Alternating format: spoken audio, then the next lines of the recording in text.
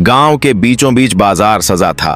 ढोल नगाड़ों की गूंज, पकवानों और मसालों की खुशबू, रंग बिरंगे कपड़ों की दुकानों की चकाचौंध और लोगों की भीड़, सब कुछ उत्सव जैसा माहौल बना रहा था।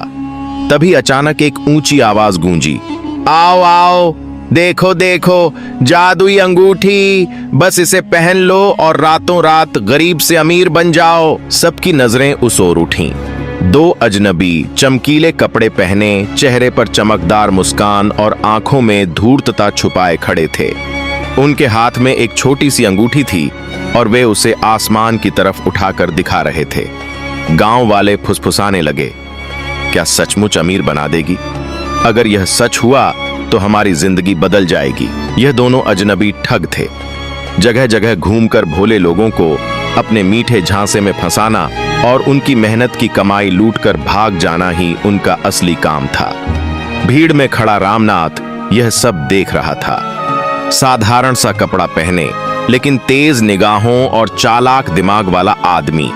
उसने तुरंत समझ लिया कि ये दोनों ठग हैं। लेकिन अगर वह सीधे कह देता कि ये धोखेबाज हैं, तो कोई विश्वास नहीं करता, क्योंकि लालच में अंधा इंसान पहले चमत्कार पर भरोसा करता है, सच्चाई पर नहीं। इसलिए रामनाथ ने ठगों को उन्हीं की चाल से मात देने की ठानी। रामनाथ आगे बढ़ा और जोर से बोला, भाइयों, यह अंगूठी सच में काम करती है या नहीं, यह मैं अभी साबित करूंगा। लेकिन शर्त यह है कि अगर यह झूठ निकली तो ये दोनों ठग यहां से पूरे गांव के सामने नंगे पांव भागकर जाएंगे। भीड़ हंस पड़ी, लेकिन सबकी जिज्ञासा और बढ़ गई। ठगों को लगा कि यह आदमी उनके जाल में फंस गया है। उन्होंने अंगूठी उसे सौंप दी और बोले, हाँ हाँ बिल्कुल, तुम ही आजमा लो, बस 100 रुपए दो और अंगूठी तुम्हारी। रामनाथ ने जेब से 100 रुपए निकाले, लेकिन बड़ी होशियारी से उन पर अपना छोटा सा पहचान का निशान बना दिया। अंगूठी पहनकर वह बोला, अब देखो, मैं 100 रुपए को 1000 रुपए बनाकर दिखाता हूं। भीड़ आश्चर्य से उसकी ओर देखने लगी। रामनाथ ने अंगूठी उतारी, मेज पर रखी और अपनी जेब से वही 100 रुपए निकाले जिन पर उसने निशान बनाया था। उसे ऊंची आवाज में दिखाते हुए बोला, देखो, ये 1000 रुपए में बदल गए। भीड़ हैरान रह गई। किसी को समझ न आया कि हुआ क्या है। लोग चिल्लाने लगे, वाह, कमाल है, अंगूठी सचमुच जादुई है। भीड़ का जोश देखकर दर्जनों लोग अपनी जेब से पैसे निकालने लगे। सब इस अंगूठी को खरीदने को तैयार थे। ठग अंदर ही अंदर खुशी से झूम उठे। उन्होंने और जोर जोर से अंगूठी की तारीफ करनी शुरू कर दी। लोग ठगों पर पैसे बरसाने लगे और कुछ ही देर में उनकी थैली सिक्कों और नोटों से भर गई। इस बीच रामनाथ मासूम बनते हुए बोला, भाइयों, मैं इस अंगूठी को नहीं रखूंगा।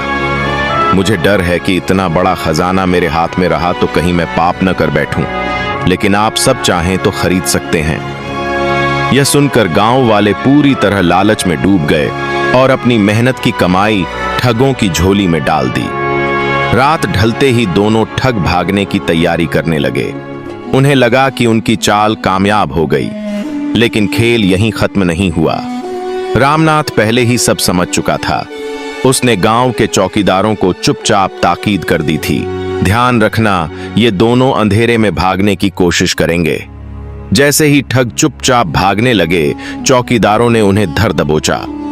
उनकी भरी हुई थैली खोली गई और उसमें से निकले नोट और सिक्के वही थे जिन पर रामनाथ ने पहले से अपनी पहचान का निशान बना दिया था। यह देखते ही भीड़ समझ गई कि ये दोनों उन्हें धोखा दे रहे थे। गांव वाले गुस्से से कांप उठे। ठगों की नकली हंसी गायब हो गई और उनके चेहरे पर डर उतर आया। रामनाथ आगे बढ़ा और बोला, याद रखो, चालाकी और झूठ कभी सच और अक्ल के सामने टिक नहीं सकते। तुम लोगों ने भोले भाले गांव वालों को फंसाना चाहा, लेकिन सच्चाई की जीत हमेशा होती है। भीड़ ने दोनों ठगों को गांव से भगा दिया। उस दिन से फिर कभी उनकी शक्ल गांव में दिखाई नहीं दी। रामनाथ सबकी नजरों में हीरो बन गया। लोग कहते, अगर वह चालाक आदमी न होता तो आज हमारा गांव लुट चुका होता। और यह कहानी हमें यही सिखाती है कि लालच इंसान की सबसे बड़ी कमजोरी है, जबकि समझदारी और सच्चाई हर ठगी पर भारी पड़ती है। अगर आपको हमारी कहानी पसंद आई तो लाइक सब्सक्राइब करें।